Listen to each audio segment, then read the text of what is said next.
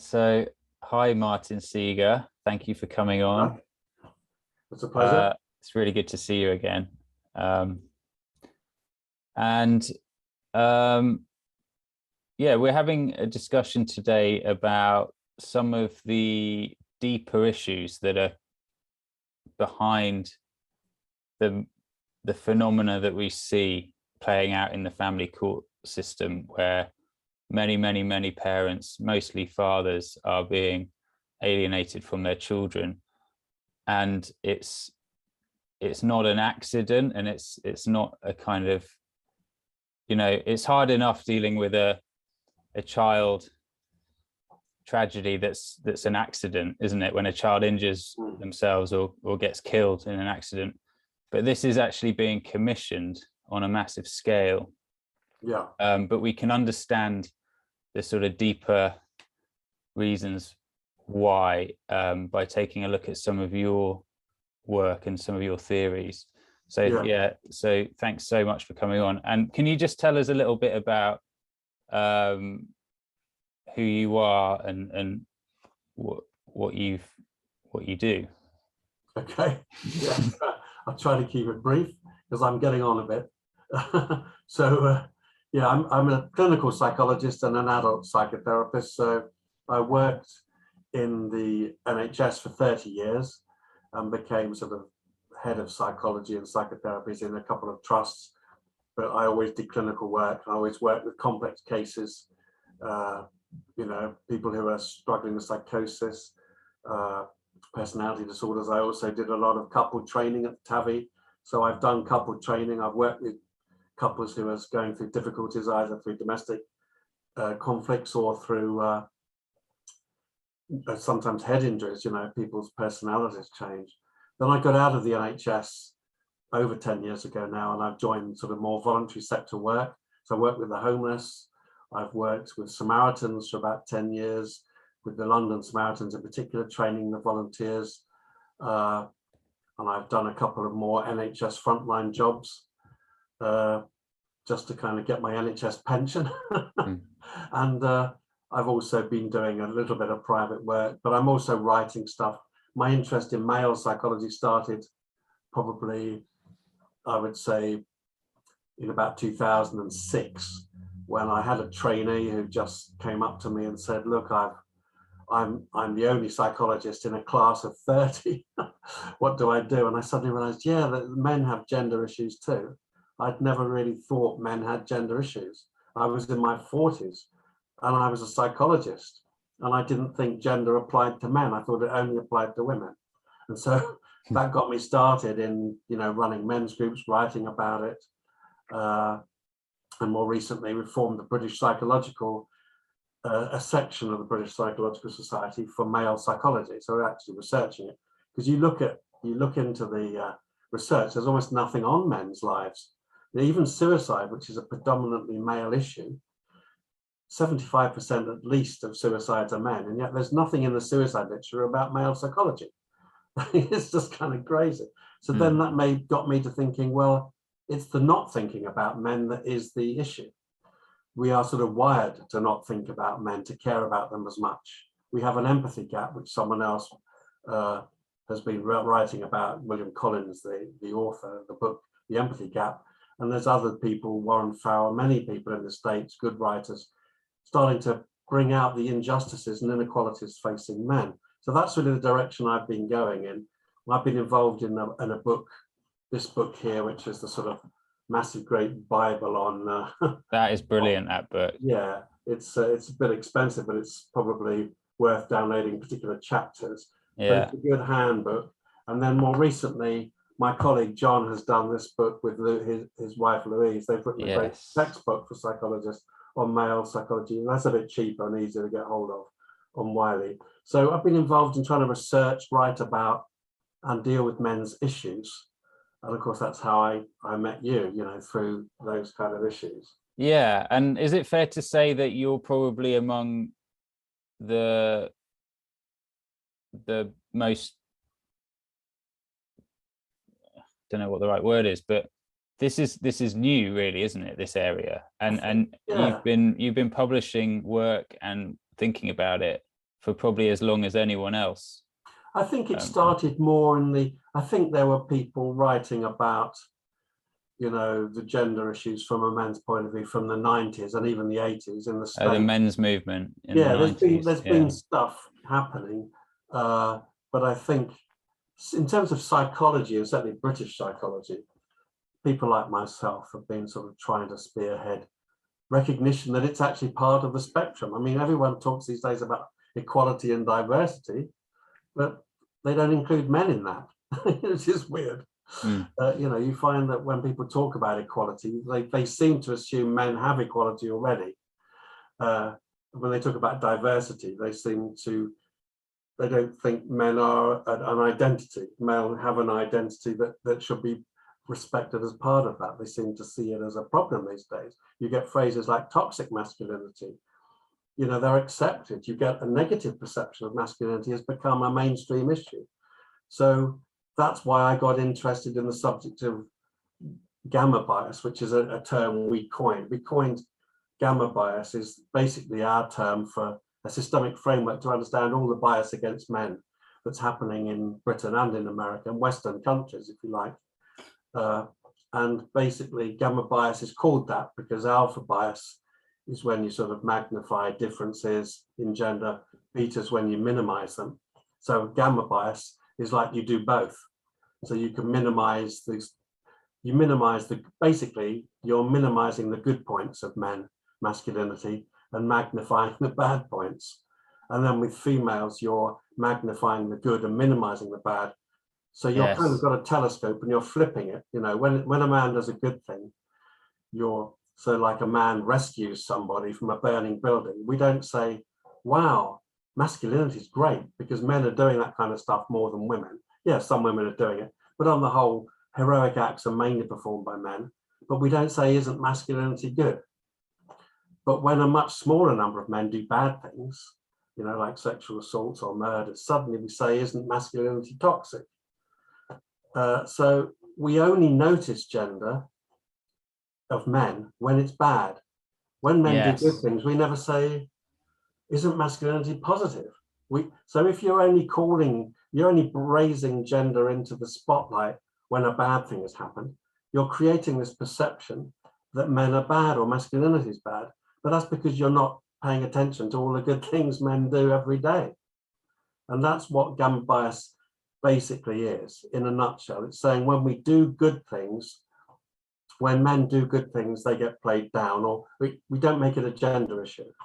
For example, in the fire service, we're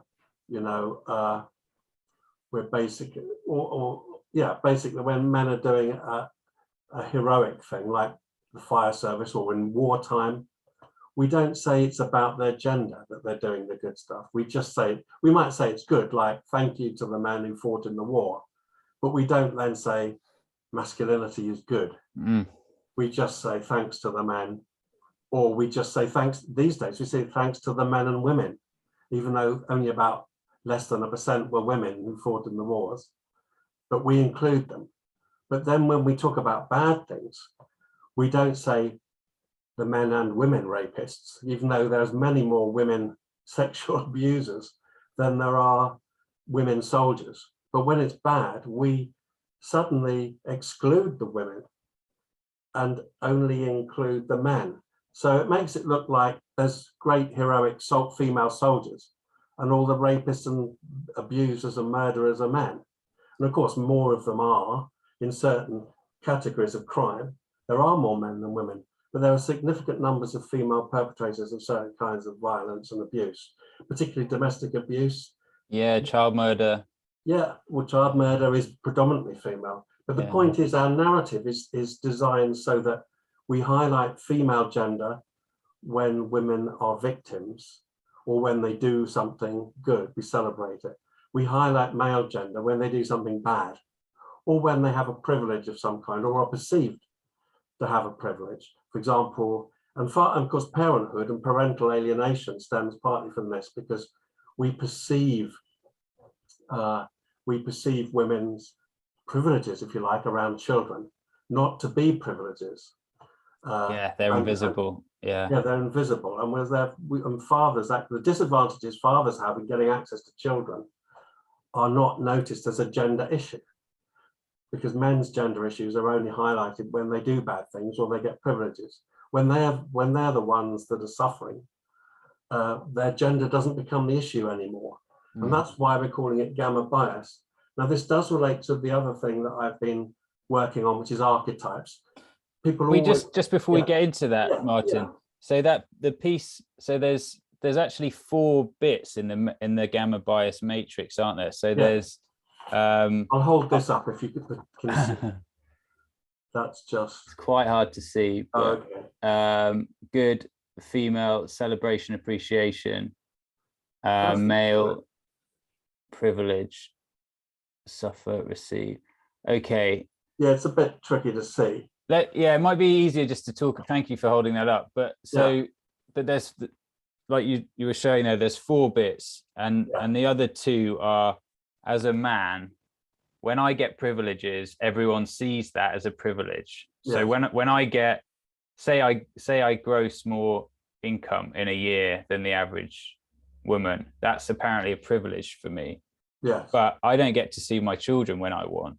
So I'm a victim there, but I'm not.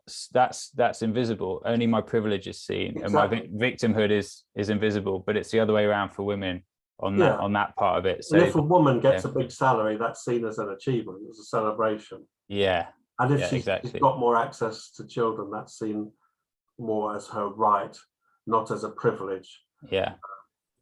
But the gender distortion matrix, that box I tried to hold up there, is basically got 4 boxes, and it's the do good box, which is celebration, the do harm box, which is perpetration, the receive good box, which is privilege, and the receive harm box, which is victimhood. Yes. So we deny male victimhood and male achievement. You know, if we're going to say men are bad because of X, we need to say men are good because of Y, but we forget the Y and only look at the X. So we make it look like men only do bad things and don't suffer anything. But the reality is that men suffer a lot. And there's a kind of balance in some ways. Not saying that women don't suffer, of course they do, but the gender narrative is skewed towards only looking at the victimhood of women and the perpetration of men. So we get this picture that men are something wrong with men and masculinity, and it needs fixing. And then you get all these people pushing men to change and kind of socially engineering men out of their masculinity. And it comes into the therapy space a little bit, doesn't it? Yes. Implicitly. But for example, in psychology, we don't teach any psychologists about male psychology at all. We don't study it. So talk about bias. And there was a lot of pushback to the male section of the British Psychological Society. It took you 10 years to get that signed off. It took us 10 years to get it, and a third of voters voted against it. So a third of psychologists didn't think we should be studying male psychology, and they're psychologists. You know, and of course we still have our politics framed around women's issues. You know, we've got a women and equalities committee. We don't have an equalities committee for men and women. Yeah, it's quite Orwellian, that women and equalities. Yes, it's like the Ministry of Truth, isn't it? Yeah. Ministry of Women and Truth. Yeah, it's a bit crazy. But the point is that at least by studying it now, we're conceptualizing the issues. Yeah. The notion of archetypes also helps, because archetypes is basically saying people are now trying to talk about gender as if it was a social construct. You know, really, there's nothing different between men and women, except society expects certain things. And once we change all the expectations, we'll all be the same. I mean, that's a stupid idea, but it's gained a lot of ground. I mean, basically, archetypes goes back to evolution, that men and women have evolved to complement each other. That's, you know, it's quite fine for men and women to be free to do whatever they want, but they've been evolved. So on average, there are differences, and particularly motherhood and fatherhood are different things. And because of those archetypes, we're assuming, you see, we talk about gender as a social construct, but then all our laws and our legislation is based on the archetype of of motherhood being a key part of the female identity. And so the male archetypes, just to come back to them, this explains why we get the biases. Because the three male archetypes, which are universal to my understanding with all the research we've done, and you just look at anything in art and culture about the way men are portrayed. But the three male archetypes, the first one is to fight or win. So there's a drive in the male gender, which is evolutionary. So there's some men are more like this than others, and some women are more like it, but on average there's a difference. So men are more likely to have a fight-win mentality, which has been evolved because they've had to fight, to hunt, to protect and provide. Because the second archetype is to provide or protect. So that is the male archetype, is around providing or protecting for children, you know, and families and women. And we're wired, because of these archetypes, we're wired to protect women and children. So we can only see the victimhood of women and children. We can't see the victimhood of men very easily. So the first male archetype is fight or win. Sorry.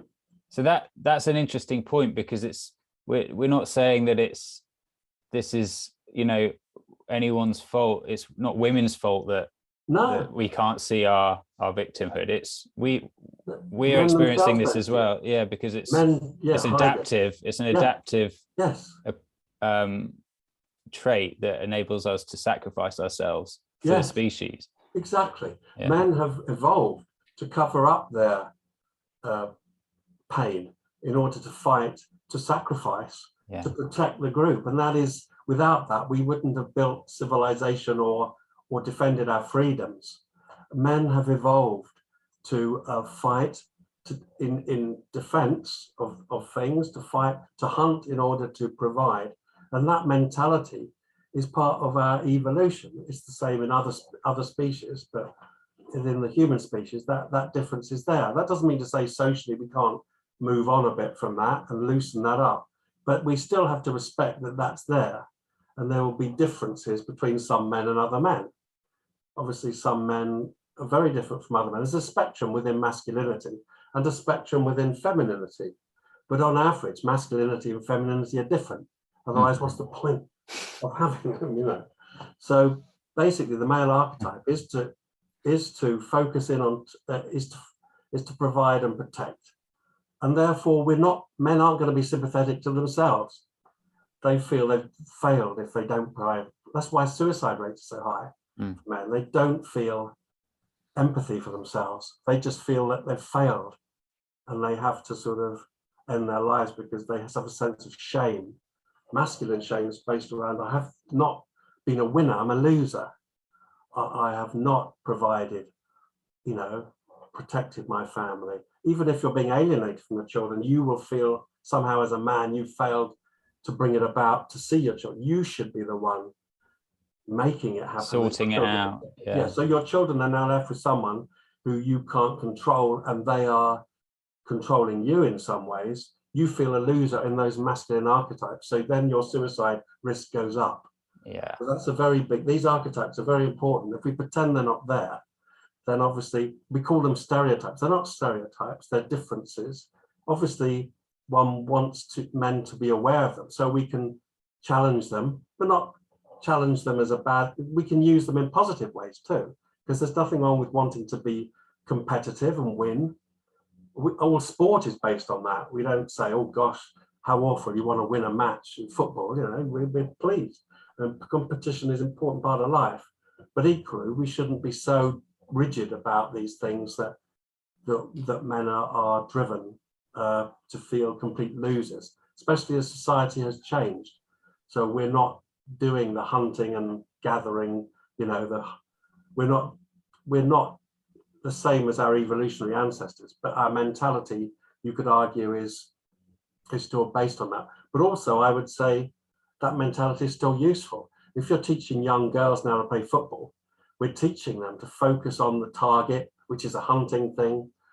Keep your feelings out of it, keep your composure in front of goal. These are all hunting skills. You know, when you're about to enter a dangerous scenario where your emotions could take over, you must keep cool. You must problem solve, and put the ball right in the corner. All the best footballers, they kept cool in front of the danger zone and put the ball in the corner. Now that's hunting. That's battle. These are male qualities, and we're teaching them to women now, and we celebrate women who can do it. But if a man does it, they're regarded as macho. So we're very biased now. Yeah, and we love it. That's why thousands of people watch football games. Yeah, because it's these kind of ancient battles that that our species is based on it. But we're based on, human beings are based on love and rivalry. So aggression and defending things are part of life. Defending your freedom, defending your family, defending your communities.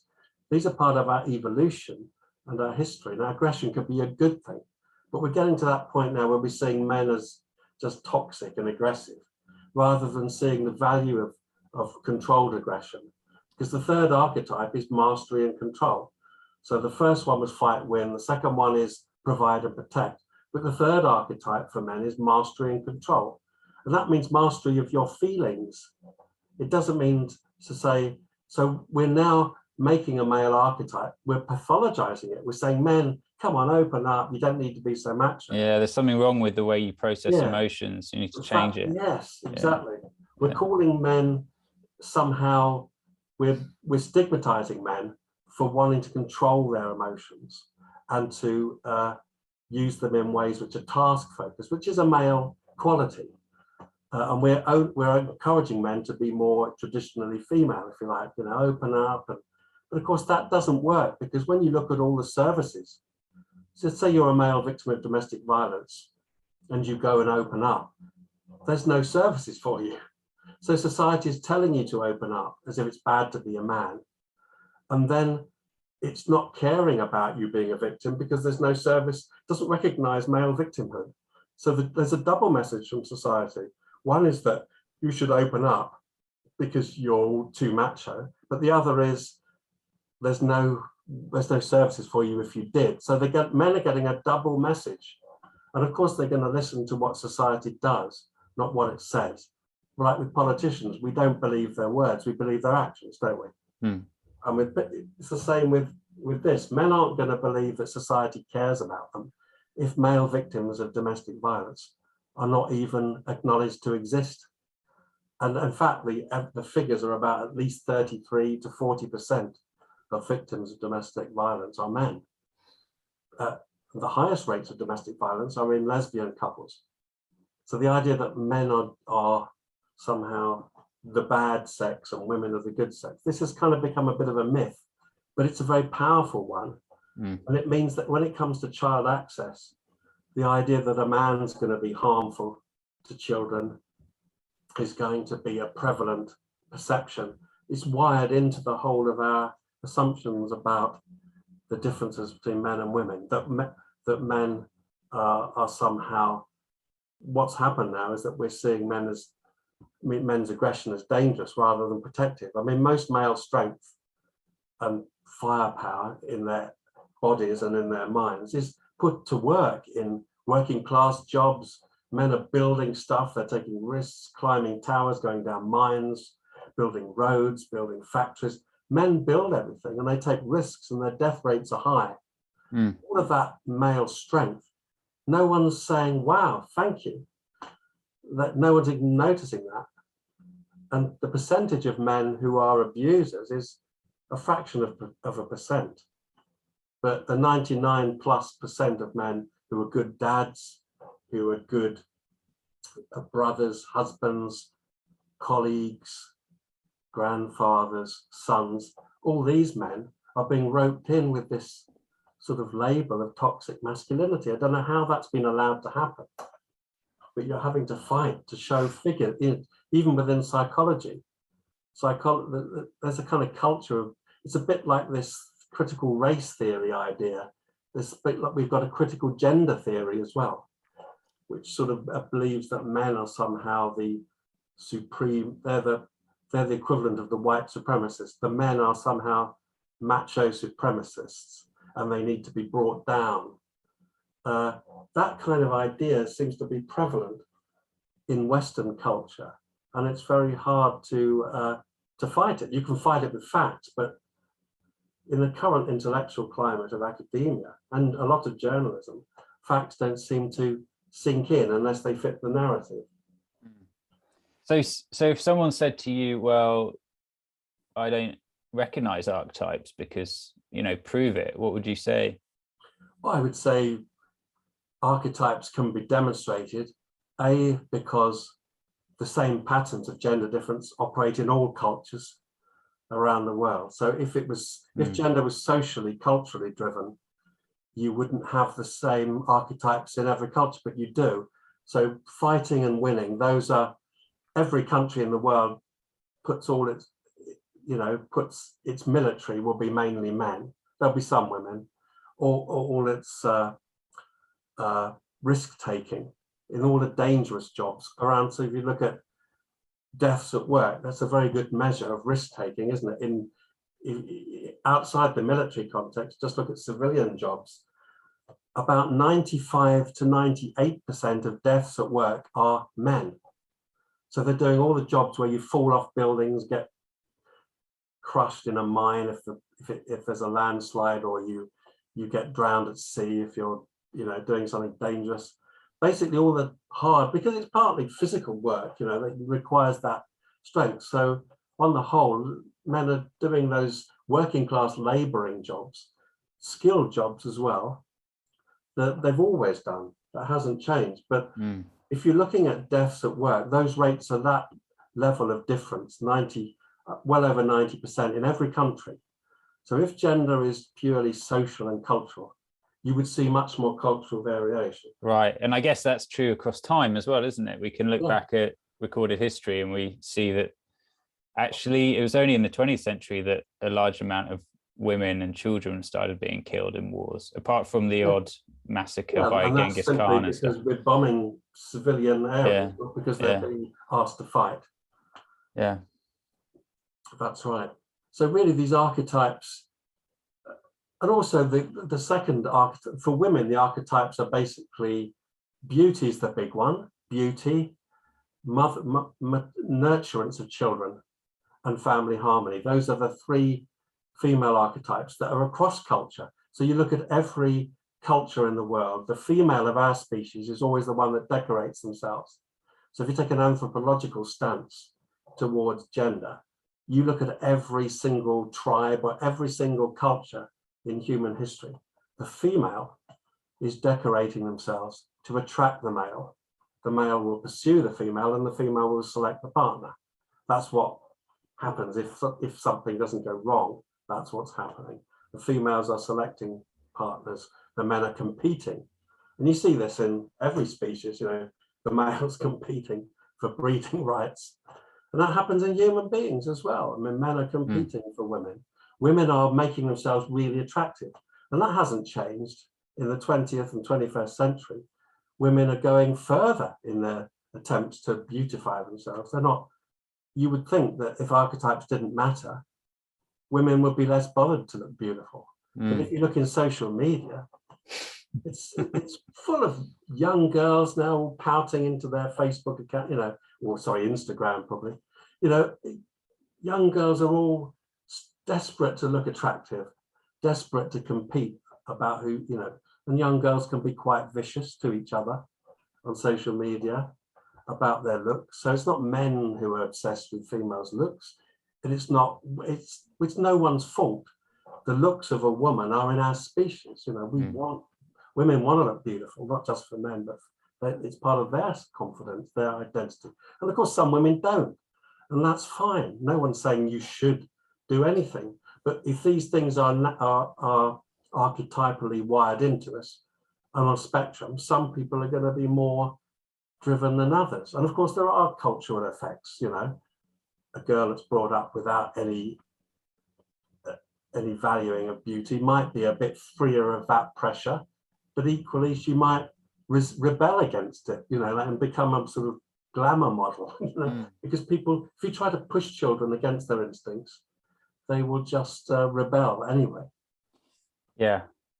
And in the past, I've heard the argument that, the problem really is all these magazines and fashion, which objectifies women.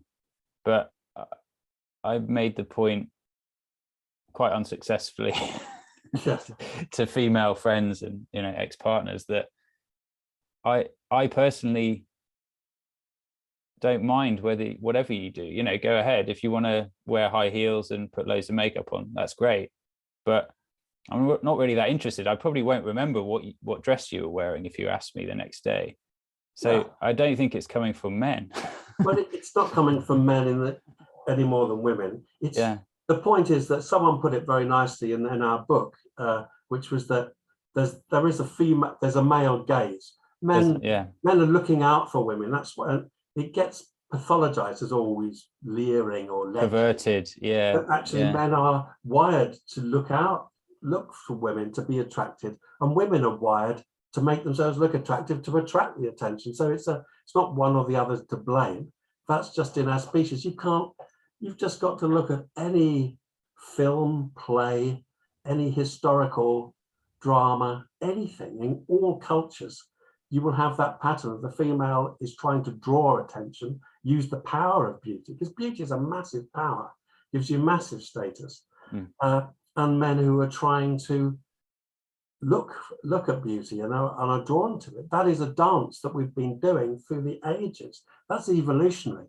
Now a society has every right to try and tinker with that and change, but don't blame one gender. That would be crazy, because it's not men's fault that they want to look at women any more than it's women's fault that they want to look attractive, because that's just an instinct. And okay, some will have less of the instinct, because no instinct is going to be, I mean, in genetic terms, no one's going to be exactly the same. No one's going to evolve exactly the same. And of course, there's a spectrum of, you know, there are people who aren't female or male in a simple way, but they're a tiny minority. And so there are different identities, but predominantly there's masculinity and femininity. You can combine those things in different ways, but there's no other there's only masculinity and femininity. There's only those two elements, and you can combine them. Or some people don't feel they're one or the other, but that's a tiny minority of people. But there's only 4 possibilities: you're male, female, both, or neither. You know, you can't be. There's not loads of different genders. I mean, that's what people are trying to say now, because they're trying to make it a social issue. But in terms of biology, there's masculinity and femininity are biologically based, and some people are on a spectrum, and it's all biology. You can't choose your gender. No one who's genuinely non-binary is choosing to be non-binary. No one who's genuinely transgender is choosing that. They are biologically a mixture. How that works, whether that's brain, because in the development of the fetus, you get hormones coming in at different stages. The brain might be a more female brain, the body might be more male. These things can happen biologically. So even transgender is not a choice. No one chooses their gender, and no one chooses their sexuality. This is who you are. But most people are going to be embodied men and women. A few will be gay, but most will be straight. And some people won't feel, you know, some people will, an even smaller minority might be bisexual or might not feel they've got a particular sexuality, or they might feel asexual. Of course, there's going to be a spectrum, even if something's biological. There's going to be a small number of people who are different. And variation is part of genetics, and that's fine. But I'm not saying all this is genetically determined totally, but your identity, I don't think your masculinity or your feeling male or female or heterosexual or homosexual is not something you choose. Otherwise, we're going back to the days when we're saying to all gay people, well, we'll give you some therapy so you can become straight. That's crazy. If you're gay, that's who you are. And that's fine, and it's not a problem, because your identity, it's just a variation on a spectrum. We're all on that, but what we're not doing as a society is allowing for men. Masculinity is not being valued as a healthy part of that spectrum. It's being seen as something that needs to be changed. We've got to stop men being masculine. Yeah, and it's about two energies, two forces in the universe, masculine and feminine energy, Yeah, yin and yang. yin and yang, charge and discharge, you know, dark and light, earth and sky. There's absolutely. all these, there's something and nothing, you know, there are these polarities in all elements of reality and the universe. And so to deny one of them or to malign it would imbalance the whole world. The whole universe is imbalanced. Which is what we're seeing. And yang is good or whatever. Yeah, I mean, that effectively is what we're seeing manifesting itself in the destruction of family, well, separated families being kind of processed through this imposition of that prism that says masculinity is toxic and fathers should be held away if there's any suggestion of domestic abuse, which is a classic sort of lever that, you know, angry mothers can use. Absolutely. And of course, all the evidence, Zach, on children without fathers is that the ones without the fathers, whether it's a boy or a girl, if there's no father around, they're the ones whose future is much more bleak in terms of crime, education, relationship problems, mental health problems, drugs, addiction. All those rates shoot up in children who've not got a dad. So if we really want to help our children be mentally healthy, we need programs to support more fatherhood. You know, we need dads and mums, of course, we need both. And even if mums and dads aren't living together, the parents need the male and the female influence. And to not have the male influence, all the statistics are there. Warren Farrell wrote a book recently with John Gray called The Boy Crisis. Oh yeah, I've got it here. It's a great book, that. Yeah, and sort of I, you know, was talked to him a little bit along the way as he was writing that, because he kindly came to one of our conferences and became an associate of ours, a friend of ours, and his ideas have greatly influenced us. But basically, one of his chapters is quite simply about the idea of, if you just look at the figures on fatherlessness for girls and boys, that there's that the yin and the yang of parenthood. You need both, and that can happen in a gay couple, because a gay couple can be, one can be more masculine and one more feminine. That always happens in gay relationships. There's always a more masculine and a more feminine one.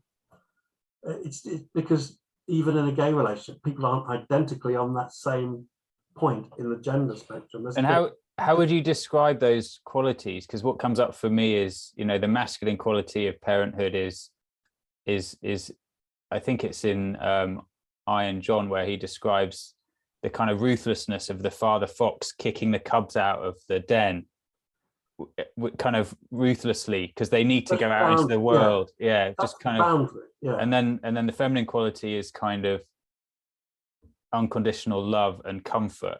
So there's a sort of it can be a little bit caricatured, but basically it is that. It's there's a nurturing, the archetype around the female maternal influence is nurturing, and the archetype around the male paternal influence is sort of discipline, if you like, and boundary. But also boundaries. It's love, it's tougher love.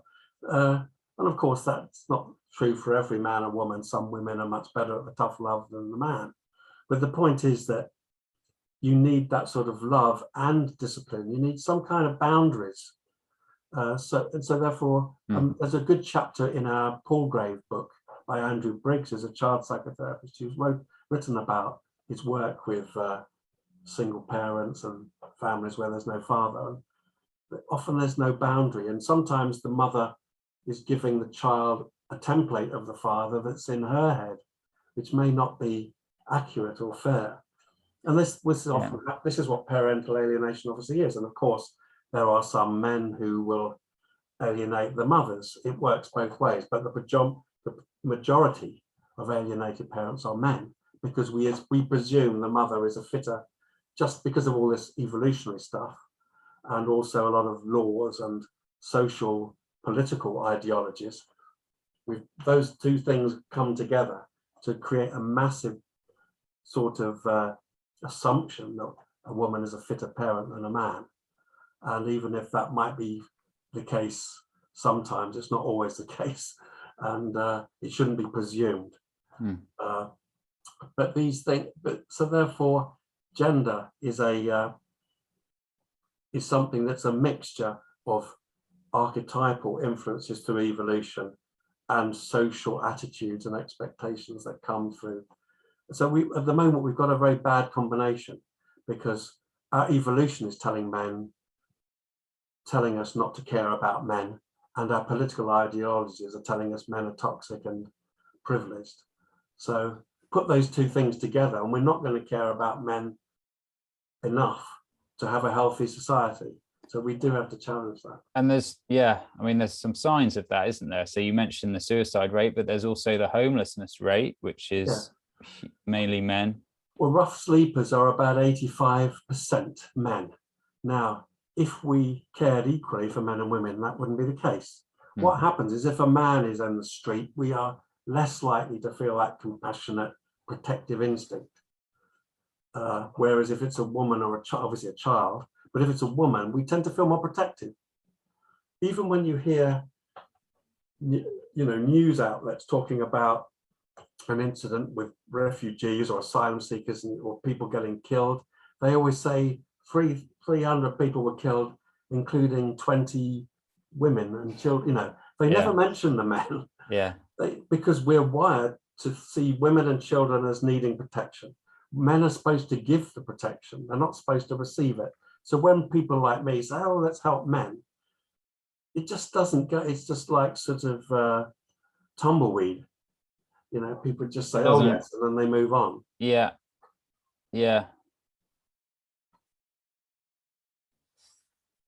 I'm just thinking about, you can go back and look at the records of the Titanic and how all the men stayed back, and apart from a few notorious men who kind of pushed their way to the front, but they predominantly, the men hung back and they gave the lifeboat spaces to the women and children. But we're sort of almost getting to a cultural position now where, and I think this was seen in a boat that sank in the Mediterranean, where the men are kind of trampling over the older, the women and children and old women to get out of a sinking boat, because that honor and that kind of dignity of being a man has been so kind of hollowed out that there's no longer these understandings, or in the same way, at least.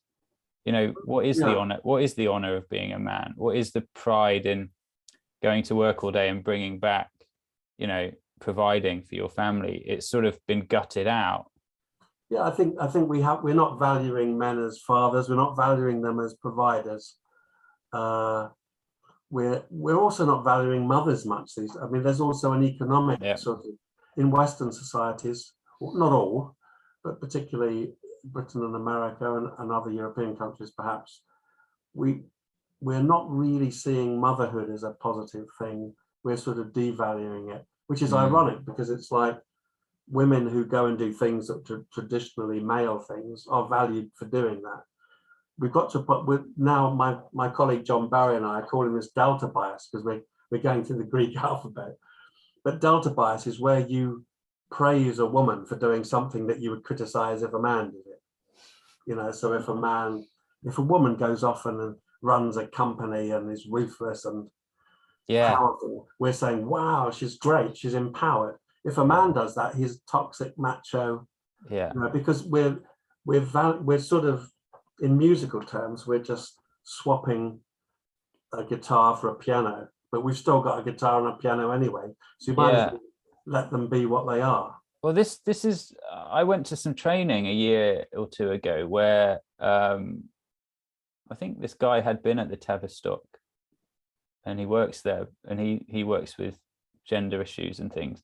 And he was describing that as a pathology, this ability in kind of high level executive men, in the corporate world, this ability to compartmentalize, detach, to make decisions without empathy, and be competitive. And I was just thinking, what's wrong with, why is that necessarily a bad thing? No, I mean, to operate at that level, you have to Yeah, be like that. Otherwise, don't do it. But it's, you know, yeah, and you all can the choose women not who are to. successful in that, and they have women. You know, everyone should be free to do what they want to do. So if women want to run a company, great, and they will need those same qualities to succeed to some degree. I mean, you might argue there's a feminine style of leadership which might be more effective. People are arguing that in politics, that women leaders are more compassionate or whatever. Again, that's a little bit of a, you know, recognizing these archetypes do exist then. But equally, it's not clear leadership would work without masculine and feminine qualities. So you probably need to have advice. You need a balance, really. And I think that's where leadership has become less military. I think if you think about it, in older societies, your leaders were mainly warriors. They were mainly trying to win wars or to defend against invasions, because our species has evolved into a shape which is now settled into certain geopolitical structures. But previously, it would have all been about war. Leadership would have been a war phenomenon. And as you were saying earlier, our biology hasn't really caught up with this new social situation. And there's a way of someone was telling me this the other day, there's a kind of way of understanding the life phases of a male in terms of page, so from 7 to maybe 15, and then night from that age to maybe mid-20s, and then middle night, and then late night, or and they're distinct phases where these very deep instincts in a man come out. So that urge for adventure and risk comes out really powerfully in a young man. And I can remember that feeling of being in my early 20s and just being a bit of an idiot and just wanting to kind of get some kicks. You ask any insurance company, you know. Yeah, you can see it on the. That's right, and that's why women lost out, because when the push for equality, because people were denying gender difference, the insurance companies started to give girls the same premiums because they're much safer on average. Of course, some girls are just as risky, but it's a spectrum. So the average girl is a bit more cautious driving than the average young man who'll sort of take more risks and go faster and this, that, and the other. Those are gender differences, but it's not about saying that's how it should be. We should be observed as scientists. We should observe nature, and then as social, in our social and moral hats on, we should be encouraging everyone to be free and to be who they are. But what we're doing now is trying to socially engineer men out of being masculine. And also women out of those women who might just be happy to honor that valuable role of just bringing children up. That is a massive, that's the most important thing you'll ever do. And men do it increasingly. Just bringing children up is the most important thing you'll ever do. Society has managed to devalue parenthood for both women and men, which is why our children now have poorer mental health, because the parents are not valued for being parents. They're only valued for working, for bringing home tax dollars to give to the treasury. So if you're not valuing parenthood in society, and you're not valuing fatherhood and motherhood as complementary, then we've got all these kids with increasing mental health problems, and we're wondering why we have. And we're sending them all off for CBT instead of we should be incentivizing people to spend more time with their kids, the man and the woman, and if you're not living together, have good access to both so that you get that balance. And the lockdown kind of has, in some ways, I think, made some people realize that quality time with children is great. And we've just our society, our economic pressures to be kind of, because we're just trying to see our society as a kind of, and this isn't a political point, it's just whatever political party, our Western societies are seeing their citizens as like a business, generating revenue. And therefore we want our parents out of the nursery and into the workplace. Of course, that only means some people set up a workplace that's a nursery and you give your children to someone else. So you might as well be incentivized to look after your own kids and see that as just as important as work. And societies that support parenthood more, maybe Scandinavia might be an example, you get better results in terms of mental health. But this is why I take a public mental health approach, because obviously the mental health of our nation depends on the health of our children, that depends on the quality of parenting and the adult relationships they get in schools. Children are not getting very many male role models in schools, teachers. Most of them are women, in primary school even more so. And if a man wants to be a primary school teacher, these days our attitudes to men are so toxic that we probably suspect any man of one who's a primary school teacher probably being some kind of sexual pervert.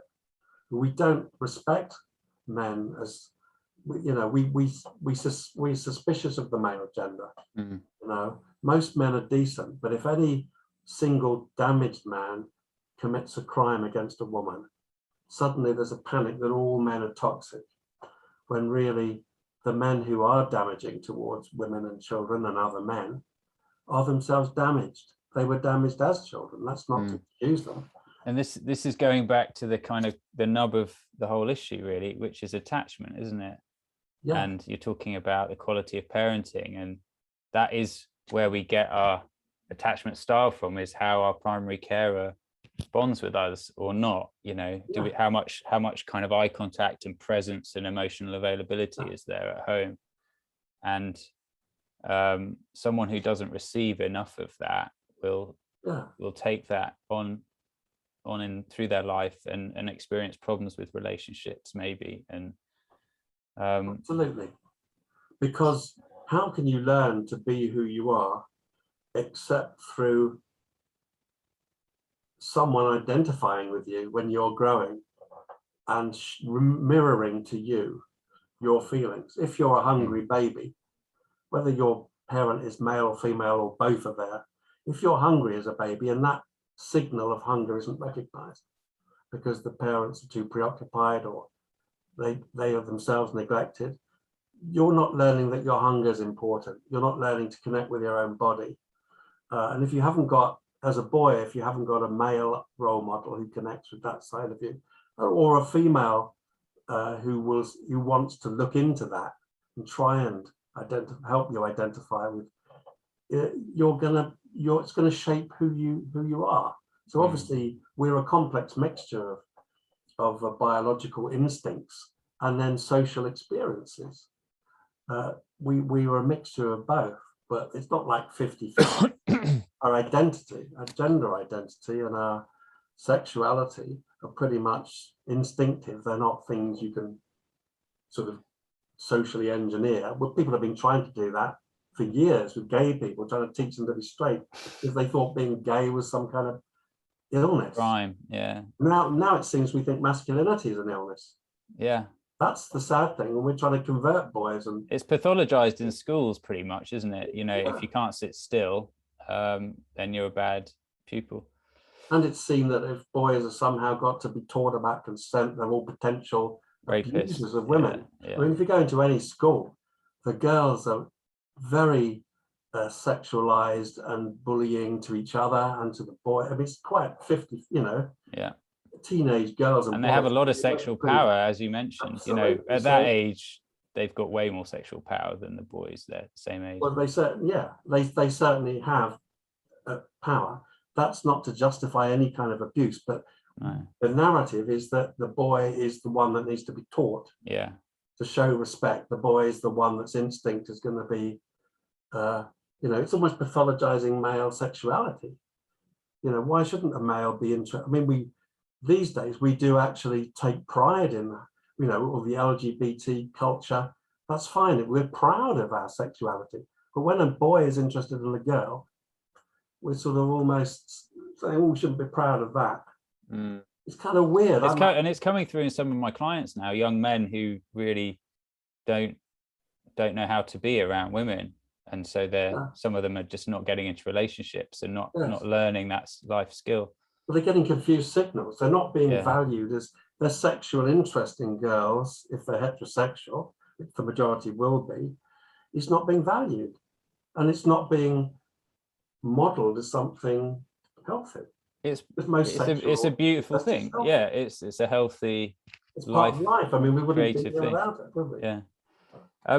Martin, just before we finish, I want to just talk a little bit about why the pain is so profound for a parent who can't see their children, and it's different to the grief of actually losing a child, because, well, there's a few reasons. One is that there's no closure because it's ongoing.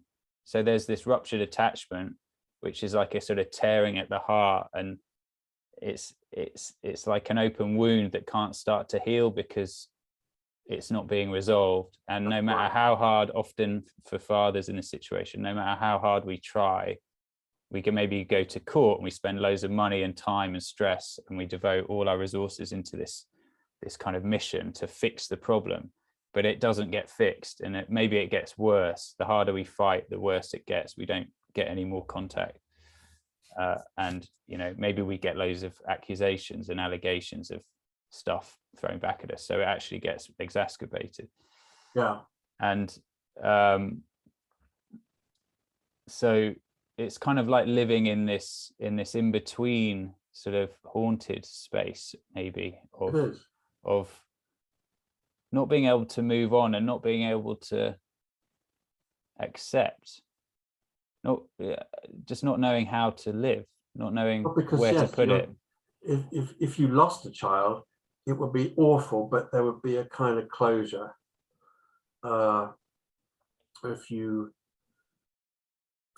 This is and you and I are sort of working on this concept of a ruptured attachment, which is the idea of an attachment to something that is still there, but you can't get to it. It would be like if someone was killed, but you couldn't find the body, and you people who've lost children or lost loved ones and they've never found them, even with soldiers, and you don't know where they're buried. It's very, very difficult. Grief is difficult anyway. You never fully get over things. They just go to the back. You process them, but they're always part of who you are. But if you've got a living child, it's not only a grief, it's a loss, but it's also trauma, because it's the pain of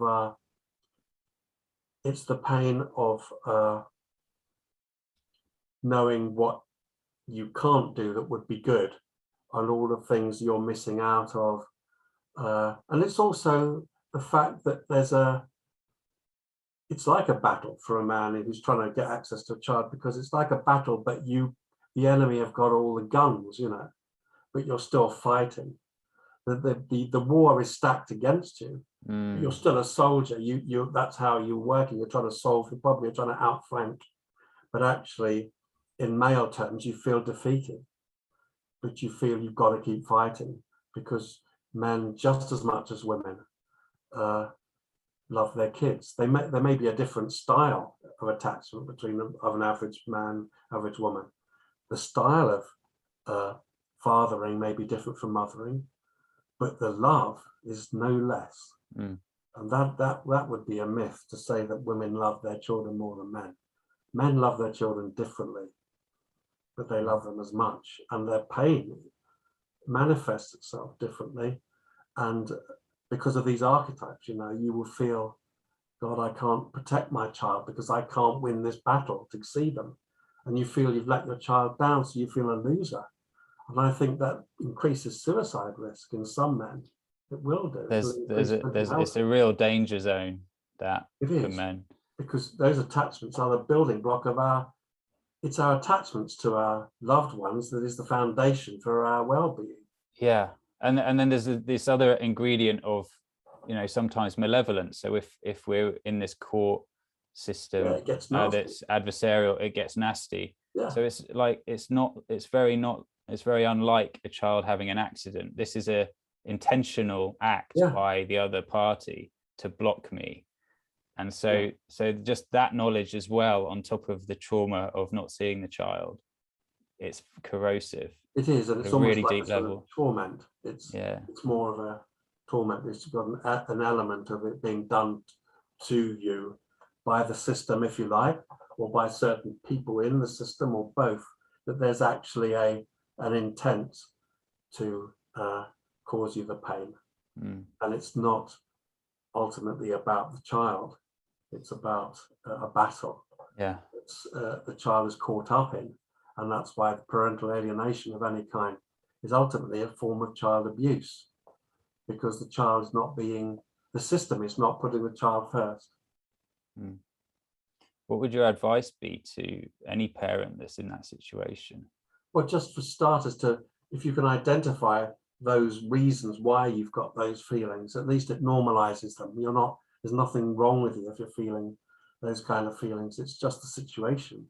If you imagine yourself a soldier in a battle where the guns are trained against you, and you're fighting for something which is your right, but is not seen that way, I suppose you have a feeling of helplessness and a feeling of, I would say, you know, your honor is best served by recognizing that you're doing your best, and that isn't something, it's a battle you can't fight on your own, and not to see yourself as a loser as an individual.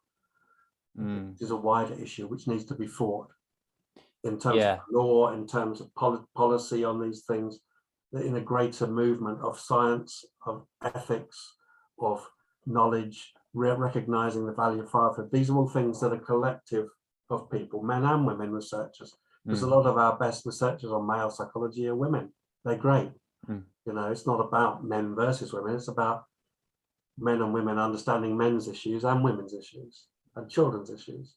And so I would say there's a bigger battle, and I would encourage people to feel they're part of a bigger movement that is happening, and that people are out there trying to change these things. They're not on their own. But obviously the key thing is to connect with other people, to feel some sense of identification and belonging, that you've got other people fighting alongside you, comrades in arms. Yeah. Well put. Thank you. Well, thank you for inviting me to talk with you. Been very interesting. An hour has gone very quick. Yeah, it has. Yeah, really enjoyed that. And great, so did I. It's just reminding me of something that I try to do with the fathers that I work with, which is similar to what you just said. It's like, you're not a failure if you're doing your best. That's, if you're doing your honorable best. Actually, sometimes the best way you can serve your child is by taking care of yourself and coming through. Absolutely right. And being there when they're old enough. And don't forget, if you get alienated from a younger child, there will come a time, even if that's protracted, when that child will find you, and relationships can happen. This happens with adoptions and things. People go and find their biological parents, and they develop a new relationship later in life, which cannot repair everything, but it can create closure on certain things. And there is a future with your child, even if it's not immediate, and you can retrospectively reprocess some of these things with the child. This happens, you know, that the child will get a different picture of that relationship and can form their own judgments as they get older. Children have their own minds, and they will develop their own interpretation of the realities as they get older. And if any genuine alienation has gone on, sometimes, yes, that warps the child's views, but as they get older and challenge things more and meet other people and grow up, they themselves may come to change their mind and form different, you know, and there are possibilities of relationships later in life which can put these things right to some extent, or at least create a chapter of where there is an attachment and it's not a whole, it's actually a real relationship. You can't make up for the past, but you can have a future. That's what I'd also say. Thank you, Martin. Okay, Zach, thank you.